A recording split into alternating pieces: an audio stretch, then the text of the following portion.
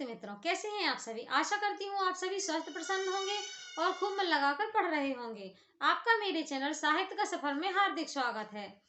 आप सभी से कहना चाहूंगी कि जो भी मित्रगण मेरे चैनल पर नए हैं वह मेरे चैनल को लाइक सब्सक्राइब कर लें, क्योंकि यहाँ पर हिंदी से संबंधित प्रतिदिन क्लासेस संचालित की जाती हैं। यहाँ आपको हिंदी से संबंधित प्रत्येक टॉपिक का निवारण मिलेगा। तो आप सबसे पहले मेरे चैनल को सब्सक्राइब कर लें ताकि प्रतिदिन आने वाली क्लासेस का नोटिफिकेशन सबसे पहले आपके पास पहुंच जाए। आज हम पढ़ने वाले हैं हिंदी में काव्य। तो चलिए देखिएगा काव्य। आप लोग हेडिंग डाल लीजिए काव्य। आज हमको पढ़ना है काव्य। तो काव्य पढ़ने से पहले थोड़ा हम काव्य के बारे में समझेंगे। काव्य होता क्या है। तो यदि आप लोग कॉपी पेन लेकर बैठे हैं तो मेरी बात को ध्यान से सुनिएगा और लिखते जाइएगा।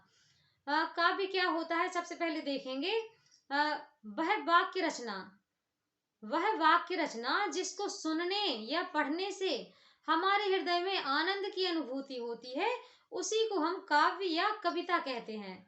अर्थात ऐसी वाक्य रचना जो शब्दबद्ध तरीके से लिखी गई हो या सुनी गई हो, इससे हमारे हृदय में आनंद की अनुभूति होती हो, उसी को हम काव्य कहते हैं साधारण भाषा में। आशा करती हूँ आपको बहुत अच्छे से समझ में आ रहा होगा। YouTube पर क्योंकि इतने बेहतरीन तरीके से अभी काव्य तो मैंने नहीं देखे हैं, आप लोगों ने देखे हो शायद तो पता नहीं, पर हाँ, यदि आपको समझ में ना आए तो आप मुझे कमेंट बॉक्स में कमेंट करके जरूर बताइएगा। अब देखेंगे काव्य। चूंकि यहाँ पर मैंने आपको पहले ही बता दिया है, लिखित रूप में आप यदि लिखना चाहें तो देखिएगा, भावों और विचारों की शाब्दिक अभिव्यक्ति काव्य के अंतर्गत आती है, जो कि मैं पहले भी बता चुकी हूँ। वह काव्य रचना जिसको लिखने या पढ़ने या सुनने से हमारे हृदय में आनंद की अनुभूति होती है, वह ही काव्य या कविता कहलाती है।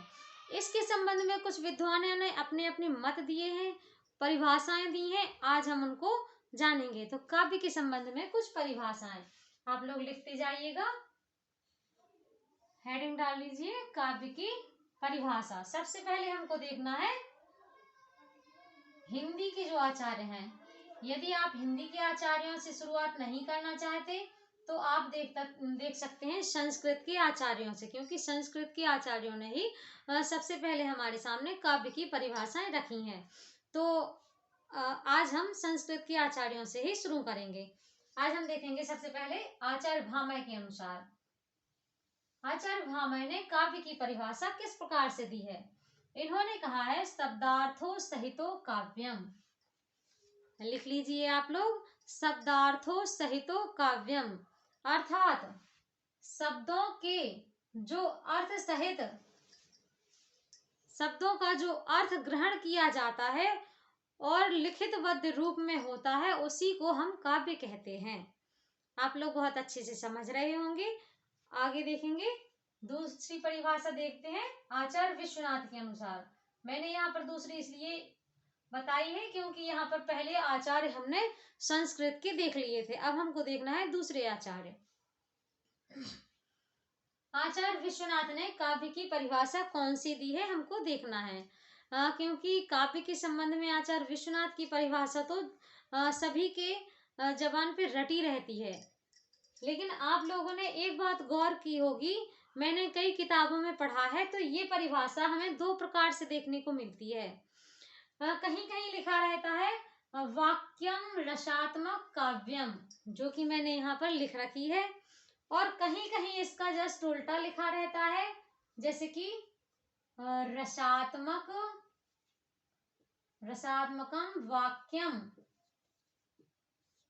काव्यम। आप लोग एक बार गौर जरूर करिएगा और ध्यान से कई किताबें उठाकर आप देखिएगा। आपको कहीं विश्वनाथ की परिभाषा इस प्रकार से लिखी मिलेगी और कहीं जगहों पे आपको विश्वनाथ जी की परिभाषा इस प्रकार से लिखी मिलेगी। लेकिन परिभाषा किसी भी प्रकार से लिखी मिले, आपको ये हमेशा याद रखना है कि ये दी किसके द्वारा गई है। तो आचार्य विश्वनाथ ने कहा है वाक्यम रसात्मकम काव्यम, अर्थात इसका अर्थ तो एक ही निकलता है, रस युक्त वाक्य को ही काव्य कहते हैं। आप लोग ये अच्छे से याद रखिएगा कि रस युक्त वाक्य को ही आचार्य विश्वनाथ ने काव्य माना है। तो चलिए देखते हैं, आप लोग लिख लीजिएगा, इसकी परिभाषा भी लिख लीजिए और इसकी जो हिंदी में बताई गई है वो भी आप लोग नोट करते जाइएगा। अब हम देखेंगे और विद्वान जो दिए गए हैं, पंडित जगन्नाथ जी। पंडित जगन्नाथ जी ने भी काव्य की परिभाषा अपने अनुसार दी है। वह किस प्रकार है? रमणीयार्थ प्रतिपादक शब्द काव्यम, अर्थात इसका अर्थ होता है रमणीय लगने वाला शब्द ही वाक्य में काव्य है। रमणीय लगने वाला शब्द ही वाक्य में क्या है? काव्य। इसकी यह परिभाषा होती है, आप लोग याद रखिएगा। यह प्रमुख परिभाषाएं जो कई बार पेपरों में पूछी गई हैं, 10वीं 12वीं के लेवल में भी यही परिभाषाएं आती हैं और कई बार कंपटीशन एग्जामों में यहीं से परिभाषाएं पूछी गई हैं। इसलिए मैं आप लोगों को थोड़ा सा ज्यादा समय लेकर यहाँ पर समझा रही हूँ। अगला देखेंगे, अब आए हैं हमारे हिंदी के पितामह। इनको भी मैंने यहाँ पर रखा है, हिंदी के पितामह कहा जाता है इनको, आचार्य शुक्ल जी को, क्योंकि इनका ही पहला काव्य है जो प्रसिद्धि प्राप्त किए हुए हैं। चूंकि इसके पहले भी हिंदी के कई काव्य लिख चुके हैं, लेकिन वर्णानुक्रम पद्धति में लिखने वाला, विधेयवादी पद्धति में लिखने वाला ये पहला इनका काव्य था। तो आचार्य शुक्ल जी के अनुसार देखेंगे इन्होंने क्या कहा है काव्य के बारे में। शुक्ल जी कहते हैं, कविता जीवन और जगत की अभिव्यक्ति है। शुक्ल जी ने बड़े ही साधारण शब्दों में कह दिया है कि कविता क्या है? जीवन और जगत की अभिव्यक्ति। तो आप लोग याद रखिएगा, कभी भूलेंगे नहीं यह परिभाषा, क्योंकि यह परिभाषा हमेशा पेपरों में पूछी जाती है। अब हमको देखना है, इतना सब आप लोग लिख लीजिए। अब हमको देखना है काव्य के भेद। काव्य कितने प्रकार के होते हैं, काव्य के भेद क्या होते हैं, भेद और प्रकार कितने हैं। तो काव्य को सबसे पहले देखेंगे दो रूपों में। काव्य को दो आधारों पर वर्गीकृत किया गया है। कौन कौन से आधार हैं? पहला आ जाएगा आपका स्वरूप के आधार पर और दूसरा आ जाएगा आपका शैली के आधार पर। काव्य के जो भेद हैं वह आप लोग बहुत अच्छे से देखते जाइएगा। एक एक भेद का यहाँ पर वर्णन होने वाला है, इसलिए क्लास को जरा भी स्किप मत करिएगा, क्लास पूरी देखिएगा, क्योंकि यहाँ से आपके 4 से 5 प्रश्न पक्के होने वाले हैं इस एक क्लास को देखने से। इसलिए जरा भी इस क्लास को स्किप ना करें और देखते रहेगा। साहित्य के सफर के साथ में जुड़े रहें। प्रतिदिन आपको यहाँ पर नई नई जानकारी हिंदी से संबंधित मिलती रहेगी। आगे देखते हैं, स्वरूप के आधार पर और शैली के आधार पर दो प्रकार की ये काव्य हो गए हैं। अब ये देखना है कि स्वरूप के आधार पर कितने हैं और शैली के आधार पर। सबसे पहले हम देखेंगे कि स्वरूप के आधार पर भी काव्यों को दो भागों में बांटा गया है। कौन कौन से? श्रव्य काव्य और दृश्य काव्य।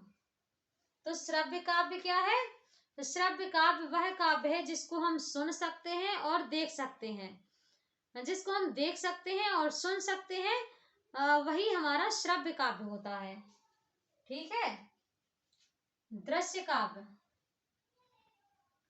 दृश्य काव्य जिसे हम देख सकते हैं वह हमारा दृश्य काव्य होता है। श्रव्य काव्य के अंतर्गत भी श्रव्य काव्य को दो भागों में बांटा गया है। ये भाग यहाँ पर इसलिए मैं बार बार समझा रही हूँ क्योंकि यहीं से प्रश्न बहुत अधिक आते हैं। तो श्रव्य काव्य को भी दो भागों में बांटा गया है। कौन कौन से? प्रबंध काव्य और मुक्तक काव्य। प्रबंध काव्य वह काव्य है जिसमें विस्तार से घटना का वर्णन किया जाता है, वह प्रबंध काव्य होता है। मुक्तक काव्य, मुक्तक काव्य जैसे कि आपने देखा होगा कबीर के दोहे, मीरा के दोहे, यह सब कौन से काव्य के अंतर्गत आते हैं? यह मुक्तक काव्य के अंतर्गत आते हैं। मुक्तक काव्य के भी दो भेद होते हैं, गेय मुक्तक और पाठ्य मुक्तक। ठीक है, यहाँ पर चलिए मैं लिख देती हूँ। प्रबंध काव्य को दो भागों में बांटा गया है, ऐसे ही मुक्तक काव्य को भी दो भागों में बांटा गया है, गेय मुक्तक और पाठ्य मुक्तक। अब हमको देखना है प्रबंध काव्य के भी दो भेद हुए हैं। कौन कौन से? प्रबंध काव्य को महाकाव्य और खंड काव्य। अब हमको देखना है महाकाव्य और खंड काव्य। चलिएगा मैं इस साइड आ जाती हूँ ताकि आप लोगों को ये तालिका पूरी अच्छे से दिख सके, आप लोग बहुत अच्छे से लिख सकें। समझाने का काम है, सो आप साथ में समझते जाइएगा। तो सबसे पहले हमने देखा है कि काव्य के दो भाग होते हैं, ठीक है, स्वरूप के आधार पर और शैली के आधार पर। स्वरूप के आधार पर भी काव्य को दो भागों में बांटा गया है। कौन कौन से? श्रव्य काव्य और दृश्य काव्य। श्रव्य काव्य और दृश्य काव्य। अब श्रव्य काव्य को भी दो भागों में बांटा गया है। श्रव्य काव्य को भी दो भागों में बांटा गया है। कौन से? प्रबंध काव्य, मुक्तक काव्य।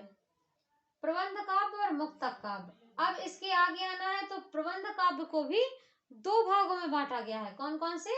महाकाव्य और खंड काव्य। अब यहाँ पे देखेंगे मुक्तक काव्य। मुक्तक काव्य को भी दो भागों में बांटा गया है, गेय मुक्तक और पाठ्य मुक्तक। अब आ जाएंगे हम दृश्य काव्य में। तो दृश्य काव्य के कई भेद होते हैं, जैसे कि इसके अंतर्गत आ जाते हैं नाटक, एकांकी, प्रहसन और ये सब आ जाते हैं आपके दृश्य काव्य के अंतर्गत। अब हमको देखना है शैली के आधार पर काव्य। शैली के आधार पर काव्य कितने प्रकार के होते हैं? तो देखेंगे शैली के आधार पर काव्य तीन प्रकार के होते हैं। पाठ्य काव्य मतलब कि पद्य काव्य और गद्य काव्य। पद्य काव्य कौन से होते हैं? तो चूंकि प्राचीन जो काव्य है हमारे पास वह सारा पद्य काव्य होता है। जैसे कविता होती हैं, आख्या कविताएं होती हैं, जो कविताएं लिखी गई हैं वह सब आती हैं पद्य काव्य के अंतर्गत। और गद्य काव्य में कहानी, एकांकी, नाटक, उपन्यास, आत्मकथा, जीवनी यह सब आ जाती हैं आपकी गद्य काव्य में। और चंपू काव्य वह काव्य है जो गद्य और पद्य का जहाँ पर मिश्रण होता है वह कहलाता है चंपू काव्य। तो आशा करती हूँ आप सभी को बहुत अच्छे से समझ में आ रहा होगा। अब हमको थोड़ा विस्तार से देखना है यहाँ पर महाकाव्य और खंड काव्य। तो देखेंगे महाकाव्य और खंड काव्य किसे कहते हैं। सबसे पहले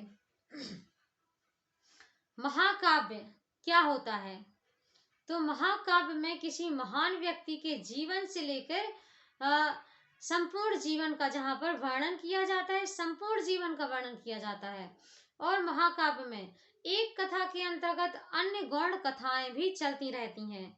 अन्य विशेषता है इसकी, महाकाव्य में शांत, श्रृंगार या वीर रस में से किसी एक रस की प्रधानता होती है। और सबसे प्रमुख विशेषता इसकी है कि महाकाव्य को हमेशा सर्गों में विभाजित किया जाता है। सर्ग में विभाजित किया जाता है। अब आप सोचेंगे ये सर्ग क्या है? तो सर्ग भाग को कहते हैं।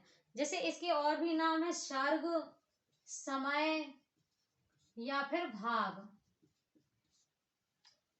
किसी भी महाकाव्य को इसी के अंतर्गत रखा जाता है और इसी श्रेणी के अंतर्गत इसके कई भाग किए जाते हैं। जैसे कि मान लीजिए आपने रामायण देखी है, रामचरितमानस है, तो रामचरितमानस जो है रामायण को कितने कांडों में, कांड भी कहा जाता है इसे, इसके कई नामों में आ जाते हैं, सर्ग, समय, भाग, कांड। तो रामायण में जैसे कि कांड कहे गए हैं इनको, जैसे कि बाल कांड, अयोध्या कांड, किष्किंधा कांड आदि कई कांड कहे गए हैं। उनको उनके भागों को उनके नामों के अनुसार जहाँ पर बुलाया गया, समझा गया है, वहां पर वह सर्ग कहलाते हैं। आशा करती हूँ आपको सर्ग, समय या कांड ये आप लोग बहुत अच्छे से याद रख लीजिए, क्योंकि पेपरों में यहाँ से भी प्रश्न बन जाते हैं। एक बार पेपर में प्रश्न आया था कि पद्मावत में कितने समय हैं, पद्मावत में कितने समय हैं। पद्मावत चूंकि मलिक मोहम्मद जायसी द्वारा लिखा गया एक महाकाव्य है जिसमें 57 सर्ग हैं। सर्ग 57 कितने हैं? 57 सर्ग हैं। लेकिन उसने सर्ग ना देके यहाँ पर दे दिया कि समय कितने हैं, तो वहीं पे लोग कंफ्यूज हो जाते हैं। इसलिए आपसे कह रही हूँ बार बार कि ये जो यहाँ पर लिखवाए हैं मैंने, इतने सब याद रख लीजिए, ये इसी के उपनाम कह लो, ये इसी के उपनाम है। तो ये हो गए हैं हमारे महाकाव्य के संबंध में कुछ तथ्य। अब हम देखेंगे कि महाकाव्य कुछ जो कि पेपरों में हमेशा पूछे जाते हैं, तो कुछ महाकाव्यों के नाम। तो चलिए हम यहाँ पर थोड़े से महाकाव्य देख लेते हैं और किसके द्वारा लिखे गए हैं उनके थोड़े से नाम देख लेते हैं।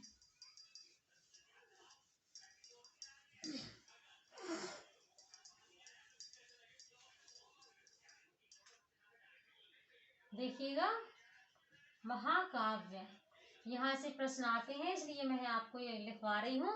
सबसे पहले हम देखेंगे कि महाकाव्य हिंदी में सबसे पहले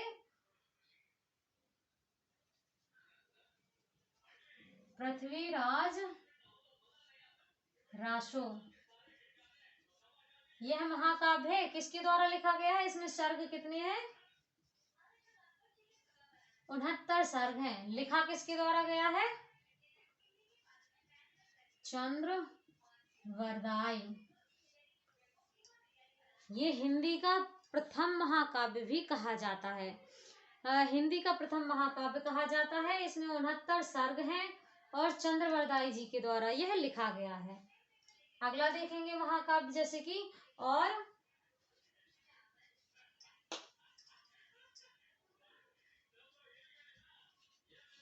रामचरितमानस, इसमें कितने सर्ग हैं? 7। इसमें 7 सर्ग हैं। चूंकि महाकाव्य बनने के लिए 8 सर्ग होने चाहिए, यह इसकी अनिवार्यता है। पर कहा जाता है कि इसका अयोध्या कांड जो है वह बहुत ही इसमें विस्तार है, इसलिए इसमें एक ही कांड में 2 कांडों का उल्लेख किया जाता है। इसलिए यहाँ पर इसमें सिर्फ 7 कांड ही गिने गए हैं, लेकिन इसको महाकाव्य की श्रेणी में रखा जाता है। लिखा किसने है ये? तुलसीदास जी ने। ये महाकाव्य आप लोग लिखते जाइएगा। जैसे कि एक पद्मावत मैंने बताया था, पद्मावत में 57 सर्ग हैं और यह किसके द्वारा लिखा गया है? मलिक मोहम्मद जायसी। यह अवधी भाषा का काव्य है, यह अवधी भाषा का महाकाव्य है। और ये जो रामचरितमानस है यह भी आपका अवधी भाषा का महाकाव्य है। अगला देखेंगे महाकाव्य और कामायनी। कामायनी भी तो एक महाकाव्य है जिसमें 15 सर्ग हैं। किसने लिखा था? कौन है? जयशंकर प्रसाद जी। तो यह सब महाकाव्य आप लोग लिख लीजिएगा, क्योंकि हमेशा प्रश्न पेपरों में आते ही हैं यहाँ से। इसलिए आप लोग यह तालिका भी बहुत अच्छे से बना लीजिए और महाकाव्य भी लिख लीजिए। इसके बाद हम पढ़ने वाले हैं आगे। आप सभी से कहना चाहूंगी मित्रों, एक क्लास बनाने में बहुत समय लग जाता है। मेरे पास कोई बड़ा सेटअप नहीं है, मैं यूट्यूब की छोटी यूट्यूबर हूँ। इसलिए जब तक मुझे यूट्यूब से अर्निंग नहीं होने लगती तब तक मैं ऐसे ही मेहनत करती रहूँगी। मेहनत इसलिए कहूँगी क्योंकि जो बड़े यूट्यूबर होते हैं उनके पास बहुत सेटअप होते हैं, तो उनके पास प्रोजेक्टर होते हैं, LCD वगैरह होती हैं, सब कुछ होता है। तो बस उन्हें क्या होता है कि बस जाना है क्लास में और माइक लगा के इस क्लास स्टार्ट कर देनी है। पर हम जो छोटे यूट्यूबर होते हैं हमें बहुत मेहनत करनी पड़ती है, क्योंकि यहाँ पर सारा मैटर हमें खुद तैयार करना पड़ता है, खुद ही बोर्ड पे लिखना पड़ता है और खुद ही उसका व्याख्यान करना पड़ता है। इसलिए आप सभी के सहयोग की यहाँ पर बहुत आवश्यकता है। जब तक हमें यूट्यूब से अर्निंग नहीं हो जाएगी तब तक हम अपना सेटअप आगे नहीं बढ़ा सकते। इसलिए आप सभी लोग सपोर्ट करिएगा, मेरे चैनल को ज़्यादा से ज़्यादा लाइक सब्सक्राइब करिएगा। आगे देखते हैं हम खंड काव्य। तो आप लोगों ने ये लिख लिए होंगे, अब हम देखेंगे खंड काव्य।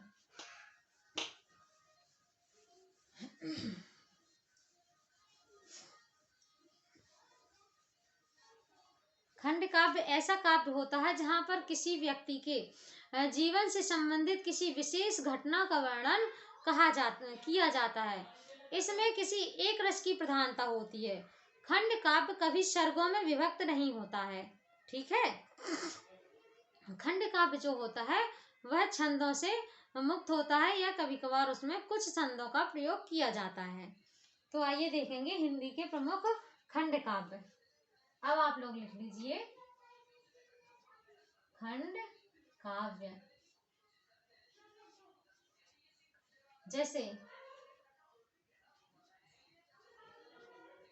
तुलसीदास। आप लोग सोच रहे होंगे तुलसीदास कवि का नाम है। कवि का नाम है, लेकिन तुलसीदास सूर्यकांत त्रिपाठी निराला द्वारा लिखा गया एक खंड काव्य है। तुलसीदास सूर्यकांत त्रिपाठी निराला जी द्वारा लिखा गया खंड काव्य है। क्योंकि इसमें समय या सर्ग नहीं होते हैं, इसलिए मैं यहाँ पर और कुछ नहीं बताऊंगी। आगे देखते हैं हम दूसरा खंड काव्य, क्योंकि पेपरों में कई पूछ लिए जाते हैं। अगला देखेंगे हल्दी घाटी। किसके द्वारा लिखा गया है? श्याम नारायण पांडे। हल्दी घाटी श्याम नारायण पांडे, शायद द्विवेदी युग के कवि हैं ये, द्विवेदी युग के कवि हैं ये श्याम नारायण पांडे। इन्होंने ही हल्दी घाटी और एक और लिखा है इन्होंने काव्य, खंड काव्य, जिसका नाम है जौहर। यदि आप चाहें तो लिख लीजिएगा यहाँ पे। ये जौहर भी इन्हीं के द्वारा लिखा गया खंड काव्य है। आगे देखेंगे और खंड काव्य।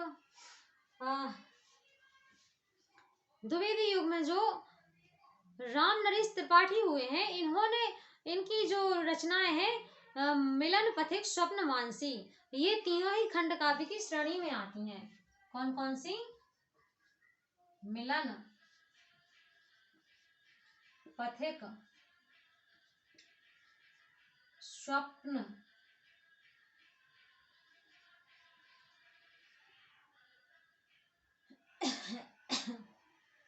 किसके द्वारा लिखी गई हैं? राम नरेश त्रिपाठी। अगला देखेंगे अंधा युग भी खंड काव्य की श्रेणी में आता है, धर्मवीर भारती जी द्वारा, धर्मवीर भारती जी द्वारा लिखा गया। तो ये है आपके खंड काव्य, आप लोग लिख लीजिए, क्योंकि प्रश्न हमेशा यहाँ से पूछे जाते हैं, इसलिए मैं यहाँ पर बहुत अच्छे से आप लोगों को लिखवा रही हूँ। तो मित्रों, आज की क्लास आप सभी को बहुत अच्छी लगी होगी। यदि क्लास आपको अच्छी लगी है तो आप मेरे लिए एक कमेंट जरूर करें और मुझे बताएं कि मेरा पढ़ाना आप सभी को कैसा लगता है। आगे मिलते हैं अगली क्लास में शाम 5 बजे, कल की क्लास में देखेंगे। तो आज के लिए इतना ही, बने रहिएगा साहित्य का सफर चैनल में। जय हिंद, जय भारत। आप सभी से एक बार और कहना चाहूंगी कि आप सभी की सपोर्ट की मुझे अभी बहुत ही आवश्यकता है, इसलिए चैनल को लाइक, सब्सक्राइब और सपोर्ट करने के लिए धन्यवाद।